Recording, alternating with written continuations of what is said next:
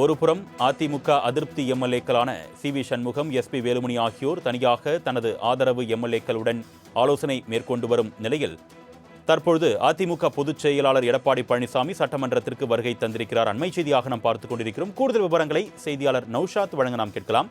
வணக்கம் நௌஷாத், கூடுதல் விவரங்கள் சொல்லுங்க. வணக்கம் அர்னேஷ்.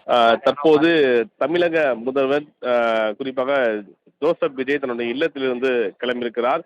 குறிப்பாக இந்த பெரும்பான்மை நிரூபிக்கக்கூடிய சூழலில் தமிழக முதல் முன்மொழிய உள்ளார். இதற்கிடையில் நேற்று குறிப்பாக பனையூரில் அனைத்து சட்டமன்ற ஆதரவு சட்டமன்ற உறுப்பினர் ஆலோசனை மேற்கொண்டது பார்க்க முடியுது. அந்த அடிப்படையில் காலை கூட சட்டப்பேரவை கூட்டத்திற்கு அவர் சட்டமன்ற அனைவருமே சொகுசு பேருந்து அழைத்து வரப்பட்டது கூட பார்க்க முடியுது. அது மிக முக்கியத்துவம் வாய்ந்ததாக பார்க்க. அந்த அடிப்படையில் தற்போது பெரும்பான்மை நிரூபிக்கக்கூடிய சூழலில் 108 இடங்கள் வெற்றி பெற்றிருந்தால் கூட சபாநாயகர் ஒருவரை தவிர மேலும் ஒரு தொகுதி குறிப்பாக ராஜினாமா செய்திருக்கிறார். அப்படி பார்க்கும்பொழுது 106 இடங்கள் இருக்கிறது. 106 இடங்களுக்கான வாக்கெடுப்பும் போது பெரும்பான்மை நிரூபிக்கக்கூடிய சூழல்ல தாவேக்காவிற்கு ஏற்கனவே 121 அடிப்படையில் ஐஎம்எல், இந்திய யூனியன் முஸ்லீம் லீக், மேலும் விடுதலை கட்சிகள் உள்ளிட்ட கட்சிகள் ஆதரவு தெரிவித்திருக்கிறார்கள். மேலும் நேற்று அதிமுக பிரிவினர் சி.வி. சண்முக தலைமையிலான பிரிவினர் குறிப்பாக சொல்ல வேண்டும் என்றால் தாவேக்கு ஆதரவு தெரிவிப்பதாக தெரிவித்திருக்கிறார்கள். மறுபடியும் எடப்பாடி பழனிசாமி அதிமுக பொதுச் செயலாளர் அவர்கள் இன்னும் அது தொடர்பான முடிவு தரவில்லை. இருந்தால் 2 அணிகளாக பிரிந்திருக்கதா என்ற கடந்த 4 நாட்களாகவே அந்த பிரச்சனை போய்கொண்டு பார்க்க முடியுது. ஏனென்றால் நேற்று 2 நாட்களாக சட்டப்பேரவை சபாநாயகர் சந்தித்து இந்த எடப்பாடி பழனிசாமி தலைமையிலான குழுக்கு ஒரு கடிதம் கொடுத்தார்கள். அதே போல சி.வி. தலைமையிலான குழுக்கள் ஒரு கடிதத்தை கொடுத்து பார்க்க முடியுது.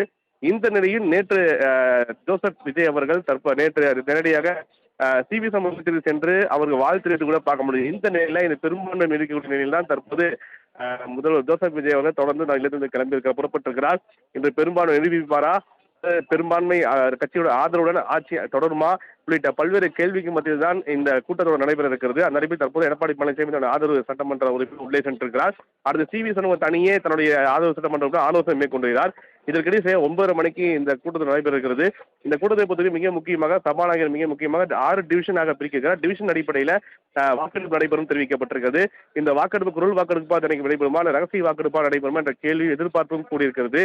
அந்த அடிப்படையில் பார்க்கும்பொழுது இந்த வாக்கெடுப்பு தொடங்கிய உடனே அனைத்து கதவுகளும் அடைக்கப்படும், குறிப்பாக ஒரு மணி ஒலிக்கும். அதற்கு பிறகு அடுத்தடுத்து நடைபெறும் என ஏற்கனவே தகவல் தெரிவிக்கப்பட்ட நிலையில தற்போது இன்னும் 9:30 மணி அளவு கூட்டம் தொடங்கும் நிலையில் தற்போது தமிழகம் ஜோசப் விஜய் இல்லத்திலிருந்து புறப்பட்டிருக்கிறார். அர்னேஷ். நௌஷாத், தற்பொழுது சட்டப்பேரவைக்கு எடப்பாடி பழனிசாமி வருகை தந்திருக்கக்கூடிய நிலையில் அவருடைய ஆதரவு எம்எல்ஏக்கள் அனைவரும் வருகை தந்திருக்கிறார்களா? எத்தனை பேர் வருகை தந்திருக்கிறார்கள்? உடன் கூடுதல் விவரங்கள். குறிப்பாக அவர் ஆதரவு எம்எல்ஏக்களோடு தான் தற்போது கூட்டாக வந்தது பார்க்க முடியுது. மிக முக்கியமாக OS மணியன், அகர் கிருஷ்ணமூர்த்தி, தலவாய் சுந்தரம் உள்ளிட்ட மூத்த உறுப்பினர்களும் மற்றும் சில வெற்றி பெற்ற இளம் சட்டமன்ற உறுப்பினர்கள், சில முன்னாள் சட்டமன்ற உறுப்பினர்கள், பல்வேறு நபர்கள் வெற்றி பெற்றவர் வந்து கூட்டாக வரவேற்பது பார்க்க முடியுது. இன்னும் அடுத்தது வர இருக்கிறார்கள். குறிப்பாக நேற்று இரவு கூட ஆலோசனை மேற்கொண்டிருக்கார் எடப்பாடி பழனிசாமி. அந்த அடிப்படையில் பார்க்கும்போது சி.வி. சண்முகம் அணியில் இருக்கக்கூடிய சிலர் எடப்பாடி பழனிசாமிக்கு ஆதரவாக செல்வார்களா, அல்லது எடப்பாடி பழனிசாமி சிலர் குறிப்பாக சி.வி. சண்முகத்துக்கு ஆதரவாக செல்வாரா, இந்த குழப்பத்துக்கு இடையில் தான் தற்போது இந்த கூட்டம் நடைபெற இருக்குது. அந்த அடிப்படையில் தற்போது எடப்பாடி பழனிசாமி தன்னுடைய அறைக்கு சென்று விட்டார். அங்கு இருக்கக்கூடிய அவருடைய சட்டமன்ற உறுப்பினரும் தற்போது அவர் ஆலோசனை மேற்கொண்டுள்ளார். 2 பிரிவினரும் ஒவ்வொரு புறமே ஆலோசனை மேற்கொள்ளும் நிலையில இன்று பெரும்பான்மை நிரூபிக்கக்கூடிய இந்த பேரவையில யாருக்கு ஆதரவு தெரிவிக்க போறா என்ற எதிர்பார்ப்பும் கூடியிருக்கிறது. அர்னேஷ். நௌஷாத், தற்பொழுது தனது ஆதரவாளர்களுடன் எடப்பாடி பழனிசாமி சட்டப்பேரவைக்கு வருகை தந்து ஆலோசனையும் மேற்கொண்டு வருவதாக தகவல் சொன்னீங்க. கூட்டம் தொடங்குவதற்கு முன்பாகவே சபாநாயகரை எடப்பாடி பழனிசாமி தனது ஆதரவாளர்களுடன் சந்திக்க ஏதேனும் வாய்ப்பு இருக்கா? அப்படி வாய்ப்பில்லை தான் சொல்றேன். ஏனென்றால் நேற்று வரைக்குமே தன்னுடைய கோரிக்கைகளும் தன் சார்ந்த பிரச்சனைகளும் முன்வைக்கிறது ஒரு சரியாக இருக்கும், மரபாக இருக்கும். ஆனால் இன்று காலையில் என்பது மிக முக்கியமாக இன்று கூட்டம் நடைபெற இருக்கிறது. சபாநாயகர் நடுநிலையை பேண வேண்டிய சூழல் இருக்கிறார்கள். அந்த அடிப்படையில் போய் இந்த காலையில் நேரடியாக சென்று மனு கொடுக்க வாய்ப்பு இருந்தா என்ற கேள்வி. அடுத்தடுத்து அலுவல் பணியும் மேலும் அடுத்தடுத்து ரகசிய வாக்கெடுப்பு தொடர்பான ஆலோசனை கூட அவர் தனி செயலாளர் கூட அவருடைய துறை சார்ந்த செயலாளர் கூட ஆலோசனை மேற்கொள்ளார். அந்த அடிப்படையில் பார்க்கும்போது சந்திக்க வாய்ப்பில்லைனே தெரிகிறது. இருந்த போதிலும் ஏதேனும் கடிதம் கொடுக்கலாமா என்ற கேள்வி வந்திருக்கிறார். நேற்று குறிப்பா இபிஎஸ் ஆதரவு குறிப்பா சொன்னா முன்னாள் சட்டமன்ற உறுப்பினரும் நாடாளுமன்ற மாநில உறுப்பினருமான இன்பதுரை ஒரு எஸ்தலத்தில் பதிவு செய்தார். குறிப்பாக கட்சியிலிருந்து பிற கட்சிக்கு பொதுச்செயலாளர் ஆதரவின்றி அவர் ஆதரவு தெரிவிக்கும் பட்சத்தில் அது கட்சி தாவல் சட்டத்தின் அடிப்படையில் நடவடிக்கை எடுக்க வேண்டியது வரும் என்ற கருத்தை கூட பதிவு செய்தார். அந்த அடிப்படையில் பார்க்கும்போது கட்சி தாவல் சட்டத்தின் கீழ் இது வருமா என்ற கேள்வியும் எழுந்திருக்கிறது. இந்த நிலையில்தான் தற்போது எடப்பாடி பழனிசாமி சட்டமன்ற ஆலோசனை மேற்கொண்டு வருகிறார். அர்னேஷ். நௌஷாத், நேற்றைய தினம் அதிமுக தலைமை சார்பில் அதிமுக அதிருப்தி எம்எல்ஏக்கள் மீது கடுமையான விமர்சனங்கள்லாம் வெளியிடப்பட்டுச்சு. ஆ, இதற்கு எடப்பாடி பழனிசாமி சம்பந்தம் இல்லை அப்படின்னு சொல்லப்பட்ட நிலையிலும் தற்பொழுது எடப்பாடி பழனிசாமியிடம் இது குறித்து கேள்வி எழுப்பப்பட்டதா? அதற்கு அவருடைய நிலைப்பாடு என்னன்னு எதை தெரிவிக்கப்பட்டதா?